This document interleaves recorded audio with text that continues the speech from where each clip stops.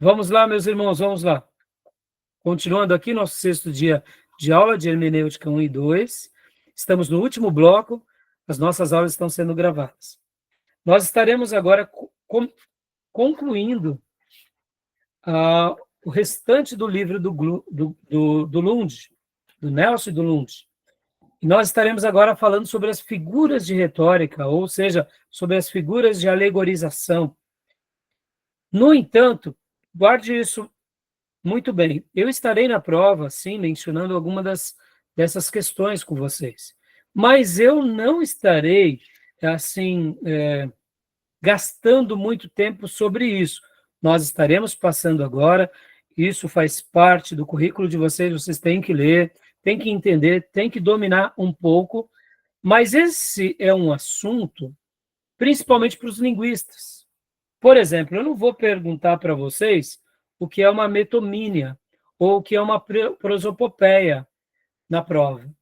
Não é que eu não poderia fazer isso, eu poderia, mas eu prefiro, por exemplo, perguntar para vocês as regras da hermenêutica. Primeira, segunda, regra áurea.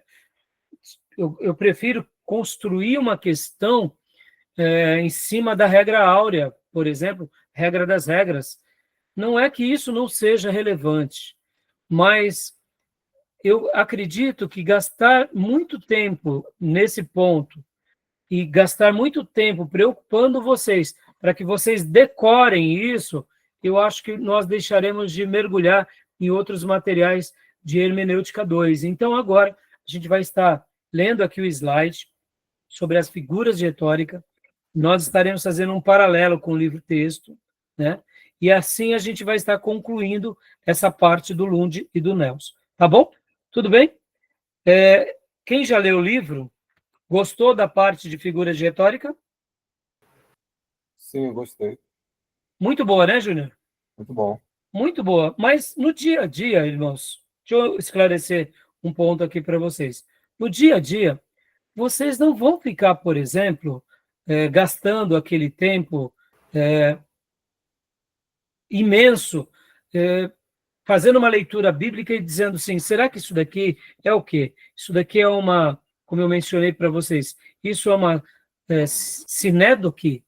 Não é que isso seja errado, entendam, mas quando você pegar uma palavra, ou quando você pegar um contexto e você for estudar, aí sim, quando você notar que ali é uma figura de retórica, um tropos, como a gente chama também, aí você vai, naturalmente, você vai consultar os seus materiais aqui aprendidos e você vai chegar à conclusão do que se trata. Porque num sermão, você não vai ficar gastando isso.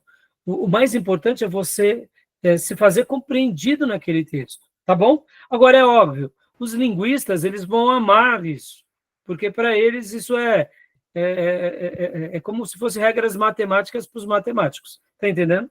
Tá Sim. bom? Joia? Só um caso, aquele texto que Jesus fala, se tiver fé, passar esse monte para um outro. Ali é uma metáfora, né? Porque é Olha, um Júnior, roteiro, né? então, né, a questão, assim, vamos dizer assim, a gente vai ver isso daqui. A gente vai ver, né, o que Porque, na seria, né? realidade, a gente não vai fazer um monte passar para o outro lado. É Então, outra ideia, né? exatamente. Por outro lado, não deixa de ser uma figura de linguagem, certo? Você falou que é uma É uma metáfora. figura de linguagem. Por outro lado, o que acontece, Júnior? Ali a gente faz a leitura espiritual, né? Sim. Quanto foram os montes que Jesus viu na fé, na vida dos seus discípulos, saírem de um lugar para outro? Sim, Né? mas eu falando assim, não é literal. Não é literal, porque Alegórica. é alegórico, alegórico. Agora, né, Júnior? Até agora é alegórico, né? Se um dia a igreja, de repente, precisar de exercitar a fé, que nem foi no Velho Testamento, lá com Moisés, e o mar abriu, eu Eu não ia falar do duvido. Mabri também. Hã? Foi literal, uma abre. Eu não duvido que em alguns episódios isso possa vir a acontecer, até nos sinais dos tempos, não sei. Para Deus tudo é possível, né, Júnior? É. Mas se for realmente o profeta de Deus, e aqui deixa eu abrir um parênteses, né, lá no Apocalipse fala das duas grandes testemunhas, que eles farão sinais e maravilhas. Eu acredito. Como vai ser isso, pastor? Não sei. Quem serão? Também não sei. Nas aulas de escatologia a gente vai aprender as possíveis leituras e interpretações, mas uma coisa eu sei, a Bíblia fala que um dia, nessa terra, Deus levantará duas testemunhas que farão sinais maravilhosos para a glória de Deus. Multidões serão salvas e depois que eles tiverem realizado tudo que Deus tinha para eles, o anticristo vai matá-los. E eles ficarão mortos na grande cidade durante 3 dias. Depois, durante esses dias, todos os habitantes da terra festejarão. E depois, o Espírito de Deus virá sobre eles e eles ressuscitarão. E toda a terra verá. Perceba, no texto que eu estou dizendo para vocês, ali tem o advento da televisão. Porque como pode duas testemunhas serem mortas em Jerusalém e todo o planeta Terra, a Bíblia fala, toda a terra festejará pela morte daqueles que incomodou os habitantes da Terra. Só com o advento da televisão e da tecnologia, concorda? Ou seja, Deus, na sua... Olha o Espírito Santo de Deus usando o apóstolo João para escrever o Apocalipse. No momento que estava escrevendo isso, ele foi fiel, ele escreveu. Mas nós hoje, com o advento da TV, com o advento da internet, com o advento de satélite, sabemos que isso é possível. E vai ser assim. E tanto a Terra, os habitantes da Terra vão festejar a morte, como vão ficar espantados na ressurreição, porque isso é uma intervenção divina. A Bíblia vai falar que eles vão fazer muito milagre. Quem sabe, Júnior, vai se cumprir também um pouco da literalidade dessas palavras naqueles dias. Não sei. Até para nós hoje, ela é uma metáfora, uma figura de linguagem. Ali destaca a importância da fé, né? Isso, a importância da fé. E nisso que eu estou falando para vocês agora de Apocalipse, né, percebam, eu estou fazendo já uma aplicação e uma leitura de Apocalipse diante do nosso contexto. Mas vamos voltar para as figuras de retórica, meus irmãos, que agora é o que importa, né? Então vamos lá. Vamos aqui continuar no material que estávamos vendo, né? Então, aqui, continuando. Nós tínhamos terminado aqui. Então, vamos lá. E aí, aqui, figuras de linguagem. Né? A gente vai ler para nós, Júnior, por gentileza. Vimos na primeira regra.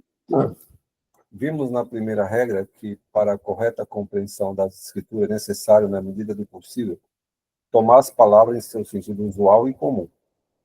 O que, devido à linguagem usual e figurada da Bíblia e seus hebraísmos, não significa que sempre deve ser tomada ao pé da letra.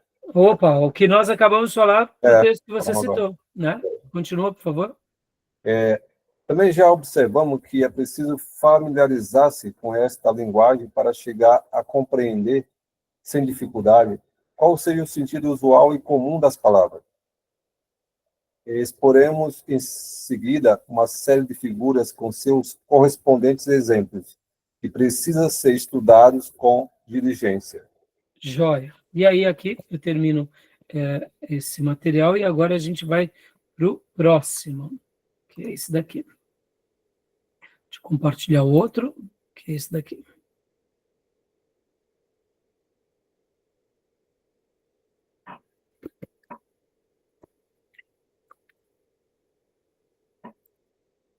Aqui. Tomé, leia para nós, filhote, por favor.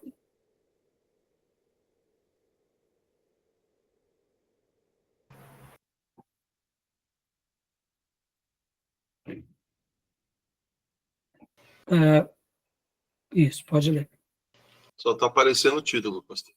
Opa, isso. Pode, não tem problema. A partir do título. Figuras de linguagem tropos. Percebam que no livro texto, na lição de número 13, tá? Figuras de retórica, tá? Tanto figuras de retórica, quanto figuras de linguagem, como tropos, é a mesma coisa, tá bom? Então, continuemos aqui. Metáfora, vamos lá. Agora, como eu disse, irmãos, nós vamos seguir apenas o material desse slide.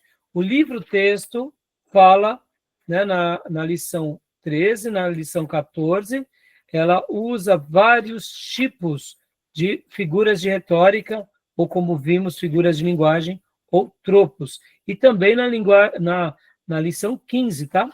E agora a gente vai fazer uma síntese daquelas que são mais importantes, tá bom, meus irmãos? Joia?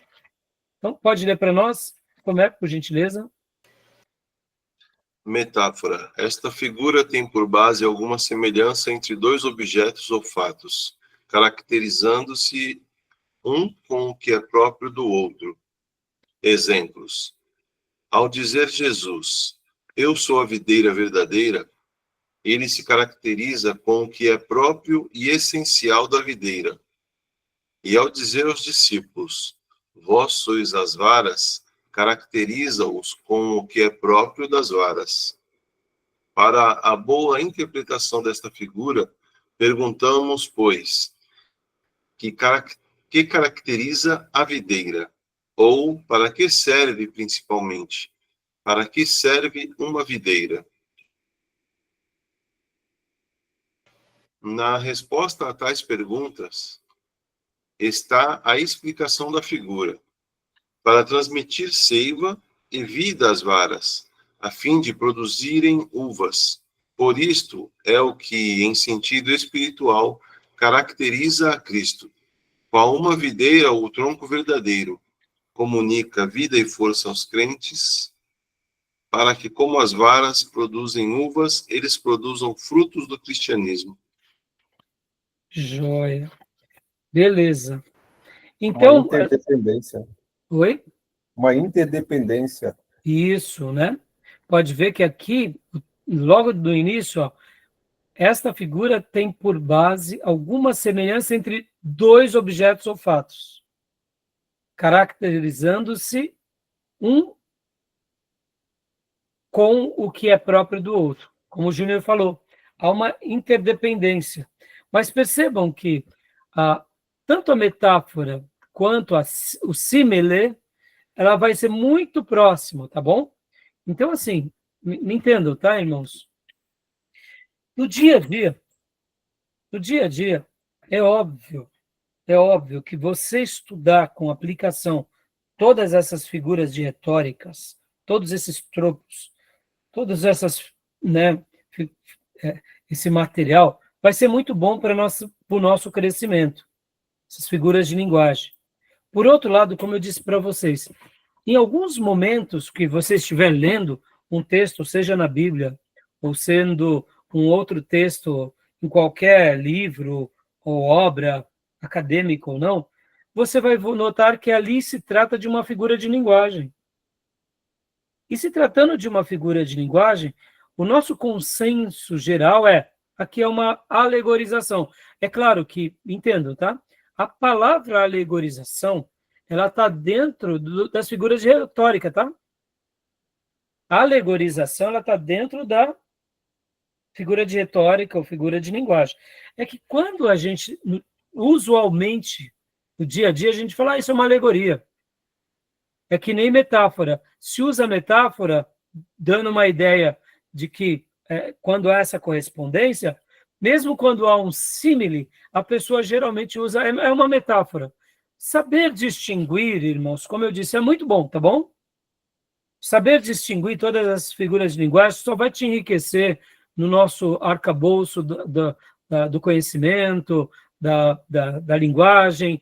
E, bom, é óbvio, se Deus quis se revelar assim, isso vai ser bom para a gente também, porque aqui é uma símilis, aqui é uma metáfora, aqui é uma alegoria. Ou seja, a gente está dando definições conscientes. Então, isso só vai nos enriquecer. Sabe aquela ideia, irmãos, com todo respeito? Ora, se eu posso falar 3 idiomas, e do terceiro idioma ir para o 10º, por que eu vou parar no terceiro, né? Sabe? Então, assim, se a gente pode, com bastante zelo, aprender tudo isso, aprenda, tá? Não tem nenhum problema. Mas, voltando, vamos continuar aqui?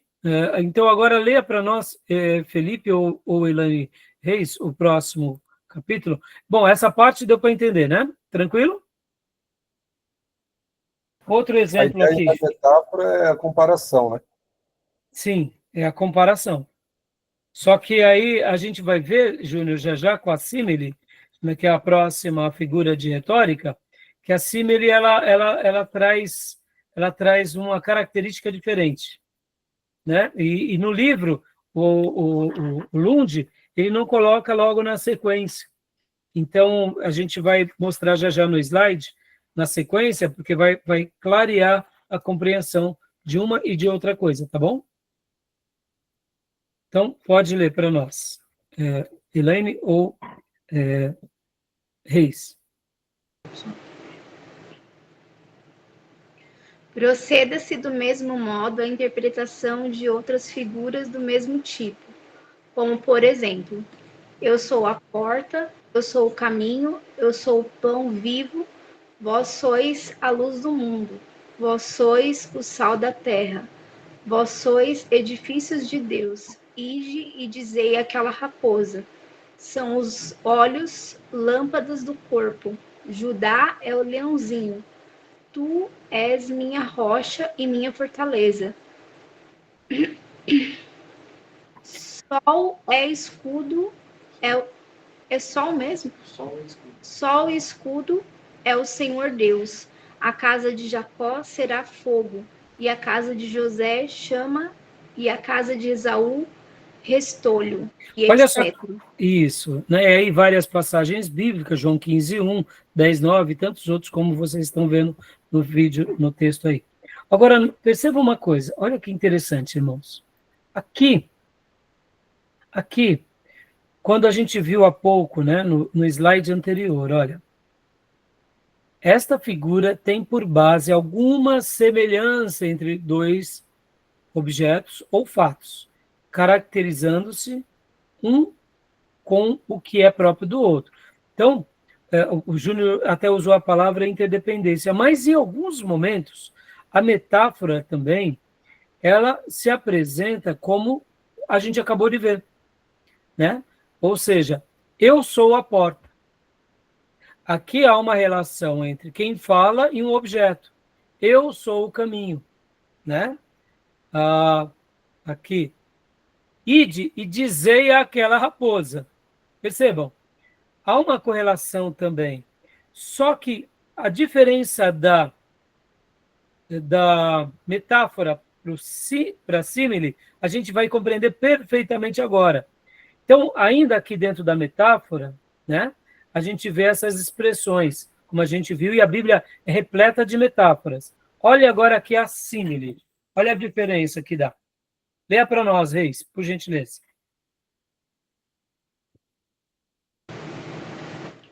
Símile. A figura de retórica denominada símile procede da palavra latina similis, que significa semelhante ou parecido a outro.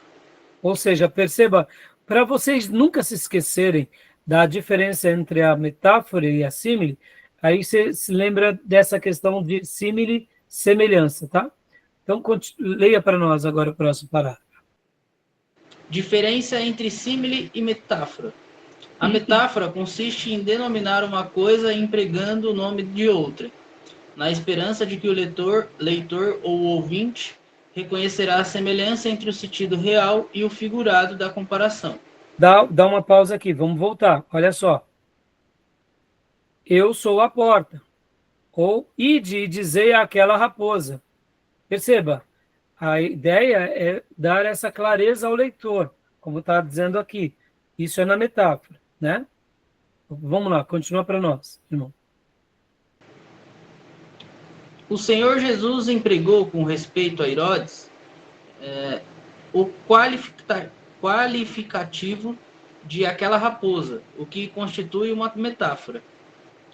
Se houvesse dito que Herodes era como uma raposa, teria empregado a figura retórica denominada símile, mas neste caso teria faltado força à sua declaração.